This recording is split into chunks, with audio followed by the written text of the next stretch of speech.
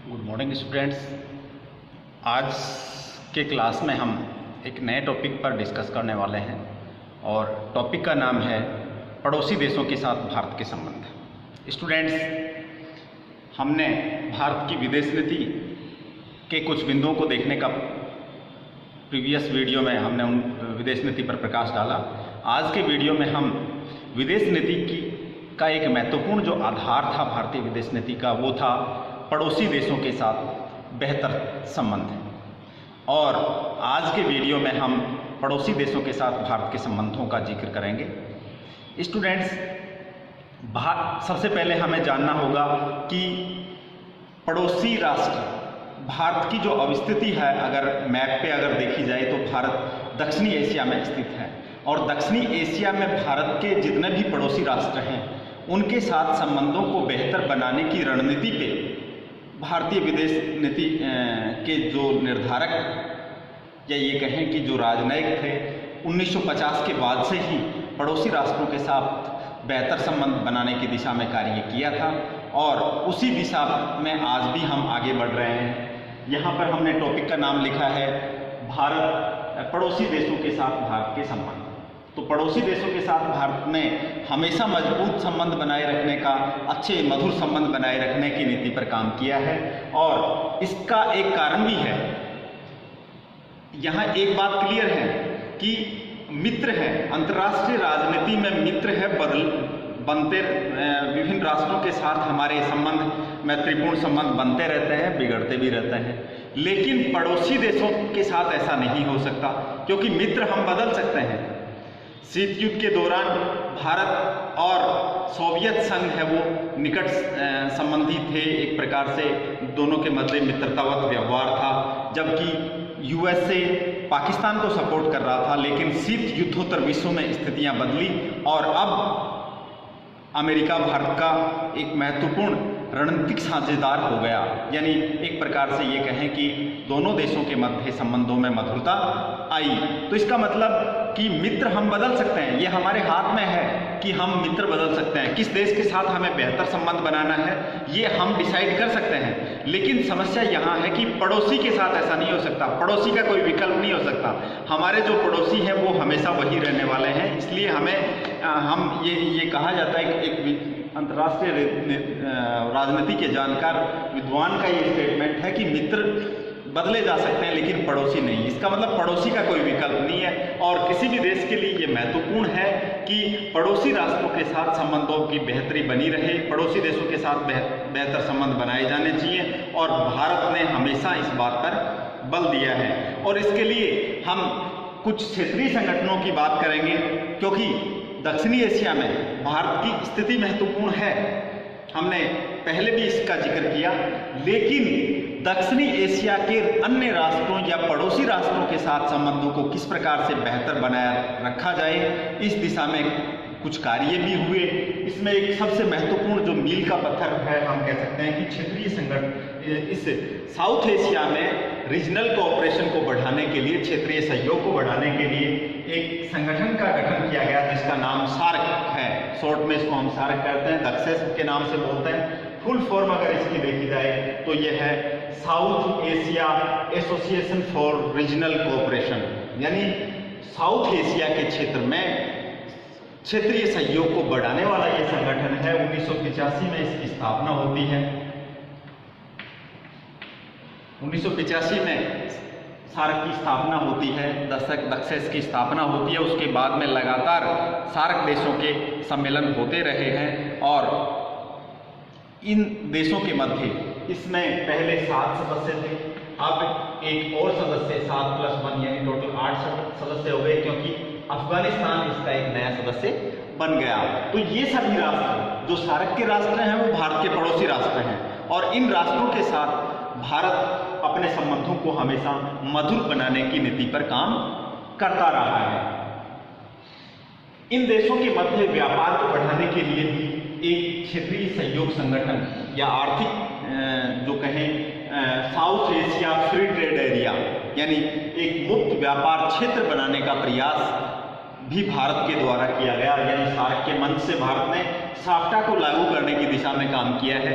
आंशिक रूप से साफ्टा लागू हो भी चुका है। इसका मतलब इस क्षेत्र एक प्रकार से साफ्टा का लागू होना भी एक प्रकार से पड़ोसी देशों के साथ संबंधों को ज़्यादा बेटर स्थिति में पहुंचाना है, आपस में परस्पर आर्थिक सहायता हो सके, जिससे ये राष्ट्र है वो ज़्यादा समृद्धि प्राप्त कर सकें। इसी प्रकार से क्षेत्रीय सहयोग को बढ़ाने के लिए या मित्र राष्ट्रों जो पड़ोसी राष्ट्र हैं उनके साथ संबंधों को व्यापक बनाने के लिए एक नया और संगठन बनाया हुआ है जिसका नाम है बिम्स्टेक। और ये बिम्स्टेक है बे ऑफ बंगाल से लगते हुए जितने राष्ट्र हैं उन राष्ट्रों के मध्य मल्टी सेक्टरल विविध जैसे टेक्नोलॉजी, एजुकेशन कोऑपरेशन के लिए ये बिम्स्टेक है, इसका गठन हो रखा है। इसका उद्देश्य भी पड़ोसी देशों के साथ भारत के संबंधों को बेहतर बनाने की दिशा में काम करना है। तो इस प्रकार से भारत का ये प्रयास रहा है कि पड़ोसी देशों के साथ संबंधों को ज़्यादा बेहतर बनाया जाए और इसके लिए यह आवश्यक है कि पड़ोसी राष्ट्र भी भारत का सहयोग करें और विभिन्न क्षेत्रों में भारत को पड़ोसी राष्ट्रों के साथ संबंधों को बनाने के लिए कुछ आर्थिक सहायता, अन्य प्रकार की सहायता, इकोनॉमिक असिस्टेंट ये भारत द्वारा उपलब्ध इन राष्ट्रों को करवाया जाता है। और ये भी कहा जाता है कि सार्क जो है, सार्क देशों के जो सम्मेलन होते हैं उनमें भारत है आर्थिक सहायता करने वाला एक बड़ा राष्ट्र है, क्योंकि इस क्षेत्र का भी वैसे देखा जाए तो दक्षिणी एशिया का भी भारत बड़ा राष्ट्र है। इसलिए यह भारत के लिए ज़रूरी है कि इन देशों के साथ संबंधों को ज़्यादा व्यापक बनाया जाए और पड़ोसी राष्ट्रों के साथ संबंधों को बेहतर बनाने की दिशा में काम होना चाहिए और भारत सदैव इस कार्य को कर रहा है। और इसके कुछ अन्य कारण भी हैं। एक तो यह है कि दक्षिणी एशिया में क्षेत्रीय सहयोग को बढ़ावा देना या क्षेत्रीय सहयोग को बढ़ाना के दृष्टि से भारत पड़ोसी देशों के साथ बेहतर संबंध बनाने की दिशा में काम करता है।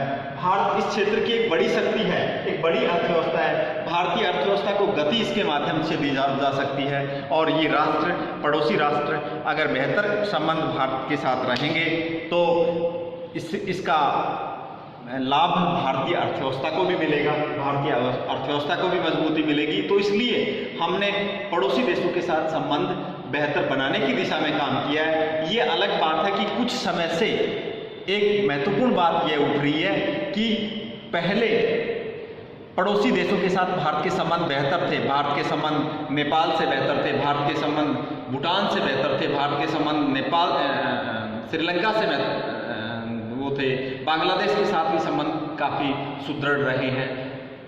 पाकिस्तान और चाइना को छोड़कर दोनों और जितने भी पड़ोसी राष्ट्र हैं उनके साथ भारत के संबंध बेहतर रहे हैं। लेकिन पिछले कुछ समय से हम देख रहे हैं कि जो राष्ट्र भारत के मित्र थे या जो पड़ोसी जो कभी भारत को अपना परम मित्र मानते थे, इसमें सबसे बड़ा एग्जाम्पल मैं आपको बताऊं नेपाल का। नेपाल और भारत के मध्य आपसी समझ इस स्तर की थी कि नेपाल के लोगों को भारत में यात्रा करने के लिए, भारत के लोगों को नेपाल में यात्रा करने के लिए वीज़ा की आवश्यकता नहीं होती थी। लेकिन पिछले कुछ समय से हम देख रहे हैं कि नेपाल का झुकाव चीन की ओर हो रहा है।